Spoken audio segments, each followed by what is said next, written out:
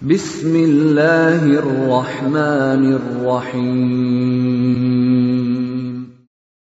Waltakum minkum ummatun yad'una ilal khairi wa ya'muruna bil ma'ruf wa yanhauna 'anil munkar. Assalamualaikum warahmatullahi wabarakatuh. Ini satu kisah. Siapa berkhianat? Tunggu. Dan hampir Pak, di dunia ini pengkhianat itu selalu terbongkar, meskipun tidak langsung akan terbongkar masa lama, tapi tidak akan jauh akibatnya itu kembali pada dirinya. Kalau bukan diri tak Pak, ada orang dekat tak yang kena, istri tak, suami tak, anak tak, pasti tidak akan jauh. Bikin rencana jahat sama dengan menghasilkan kejahatan. Ya? Bikin rencana jahat sama dengan mengundang kejahatan.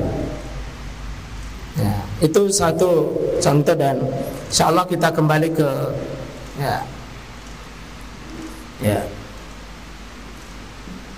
nanti mudah-mudahan ini kisah Imam Bukhari itu agak sedih-sedih juga Pak ya. Dan itu akan terjadi nanti suatu saat, kisah seperti orang Imam Al-Bukhari dicemburui oleh gurunya sendiri. Ya. Ini Rasulullah ketika dia dibikinkan makar, dibikinkan rencana, ya, wa iz yamkuru bikal ladzina kafaru liyusbituk aw yaqtuluk aw yukhrijuk wa yamkurun wa yamkurullah wallahu khairul makirin. Ya. Dan ingatlah, dengan orang kafir, yakni kafir Quraisy itu merencanakan daya upaya terhadapmu untuk apa? Tangkap kamu. Ingin tangkap kamu Muhammad. Ini peristiwa sebelum apa? Sebelum peristiwa hijrah. Kemarin itu Pak, Nabi dikepung di Mekah. Penguasa besar pada saat itu semua terjun, berkongsi betul. Kalau menurut akal ini pandai bisa Muhammad lolos. Semua pintu keluar di Mekah ditutup. Tidak ada jalan Muhammad ini bisa selamat. Apa targetnya? Ditangkap. Tapi sebagian mengatakan kau ditangkap, bahaya, nanti ada pengikutnya Muhammad lepas, dipenjarakan, lebih bahaya juga. Kau dibunuh, nanti nuntut balas dendam. Kau diusir, dia pergi, nanti di luar membangun kekuatan. Mereka memikirkan tipu daya, tapi ternyata Allah menggagalkan tipu daya itu. Siapa di sini Pak? Ini dia orangnya. Hasil pertemuan khusus, yakni rapat raksasa, pemimpin susah. Termasuk di sini Abu Jahal. Dalam riwayat Pak, 2 kali iblis memperlihatkan bentuk aslinya. Salah satunya ini, iblis menjelma menjadi orang tua dari Najd. Nah, sebelah utara kota Mekah, kalau kita di Masjidil Haram ada suku namanya suku Najd. Ya, ini dia wakili orang-orang Najd itu iblis. Nenek sepuh datang menghadiri musyawarah Pak. Datang menghadiri musyawarah. Ini musyawarah paling terhebat di dunia, karena langsung iblis datangi. Belum ada musyawarah yang begini datang iblis. Karena ini sangat penting. Ya, usulan pada saat itu ya berkembang. Ada yang bilang tangkap, ada yang bilang penjarakan, ada yang bilang dibunuh, ya, ada yang bilang usir. Ya. Di sebuah tempat namanya Daru An-Nadwa, di rumah Qusay bin Kilab. Apa usulnya? Oh, Abu Jahal baku ces kini dengan iblis. Ces namento. Ya. Tidak ada Abu Jahal, kok tidak ada iblis. Dan iblis tidak punya tim sukses paling hebat Pak melebihi Abu Jahal. Pokoknya tim sukses paling hebat itu namanya Abu Jahal. Namanya saja Jahal, sedikit mami ditambah T, ya Abu Jahal. Pikirannya jahat. Atas usulannya Abu Jahal, disetujui iblis, langsung iblis, iya, langsung setuju bro, setuju. Pokoknya iblis langsung setuju. Ya, apa itu? Dibunuh saja, dihabiskan. Terus bagaimana cara membunuhnya?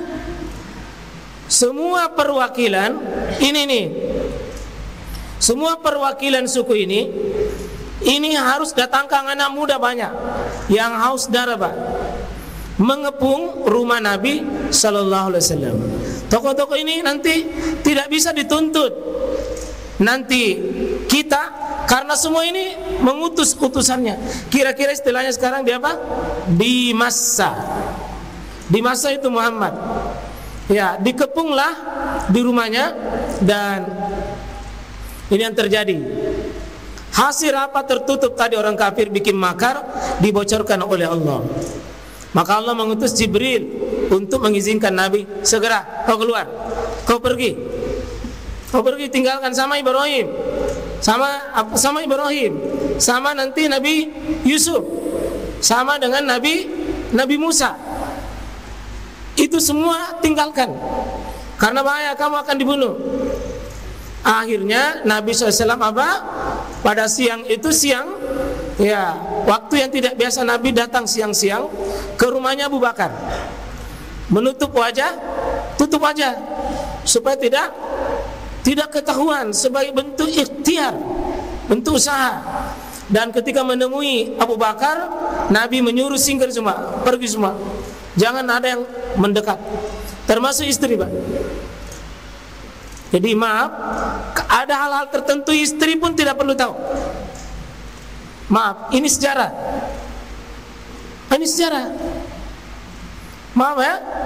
Maaf, itu HP itu kadang ada hal tertentu itu tidak ada yang bisa tahu. Maaf ya. Kadang-kadang itu tidak perlu ditahu. Kadang-kadang ada urusan. Kalau soal ini, nah, berbicara apa? Ketika berbicara Nabi menyuruh orang lain pergi. Tempat hijrah tidak disebutkan. Mereka keluar lewat pintu belakang pada malam hari. Jadi lain pintunya masuk lewat tengah malam. Ini Nabi Pak. Ini Nabi. Melewati jalan yang tidak biasanya. Ini Nabi. Tetap ikhtiar. Yang mengatakan, masa kau penakut? Ada api saja. Nabi bikin ikhtiar. Nabi orang beriman, Nabi percaya sama takdir, tapi bikin dulu ikhtiar. Apa yang terjadi kesimpulannya Pak? Alhamdulillah Nabi itu lolos. Nabi lolos bermalam di mana? Di Jabal Sur. Bermalam di Gua Sur. Setelah dikepung rumahnya, menurut riwayat Nabi itu lempari pasir-pasir itu. Kemudian semua orang dilempari itu tertidur semua. Itulah waja'alna min baini aidihim saddan wa min khalfihim saddan fa aghshaynahum fahum la. Ini tapi tidak cocok dibaca kalau ada sweeping, bukan. Ini bukan baca-baca tidak bawa swim. Bukan. Ini saya bilang, oh ini baca-baca Nabi. Waja'alna min baini aydihim saddan wa min khalfihim saddan fa aghshaynahum fahum la yubsirun. Itu membawa ayat bukan pada tempatnya, Pak. Kesimpulannya, Nabi kita Muhammad SAW itu di sini selamat dia, ya. Dan Nabi berada 3 hari 3 malam di gua akhirat, di Jabal Sur. Dan Allah bikin makar ketika di Jabal Sur. Kalau kita berada di atasnya itu gunung, Pak, kelihatan itu di bawah kalau ada orang.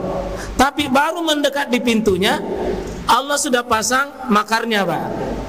Ternyata sarang laba-laba bikin sehingga melihat sarang laba-laba masih tetap utuh.